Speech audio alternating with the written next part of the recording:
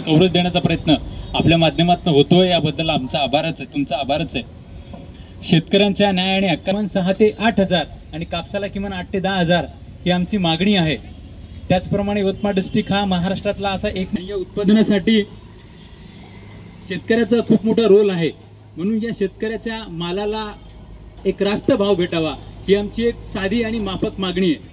गेल्या अनेक दिवसापासून यवतमाळ शहरात आम्ही सरकारचा या ठिकाणी निषेध तर करतोच, पण जोपर्यंत आमच्या मालाला रितसर भाव मिळणार नाही तोपर्यंत हे बेमुदत अन्नत्याग आंदोलन उपोषणकर्ते कृष्णा पुसनाके आणि सचिन मनवर यांच्या मार्गदर्शनाच्या प्रमुख मागण्या सोयाबीन आणि कापूस आहे। सोयाबीन आणि कापसाला मागणी का करतोय? कारण यवतमाळ डिस्ट्रिक्ट हा प्रामुख्याने कापसाचं मोठ्या प्रमाणात उत्पादन घेतो। आशिया खंडाचा जर आपण एकंदर विचार केला तर सोयाबीन आणि कापूस हा यवतमाळमध्ये मोठ्या प्रमाणात उत्पादित होतो आणि आमची रास्त मागणी आहे।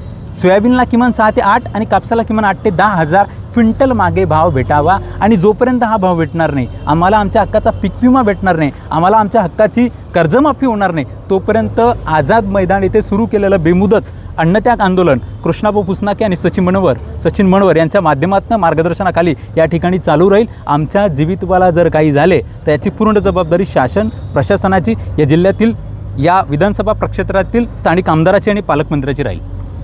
काय नाव? माझं नाव प्राध्यापक पंढरी पाटे, मी कृषी अभ्यासक आहे।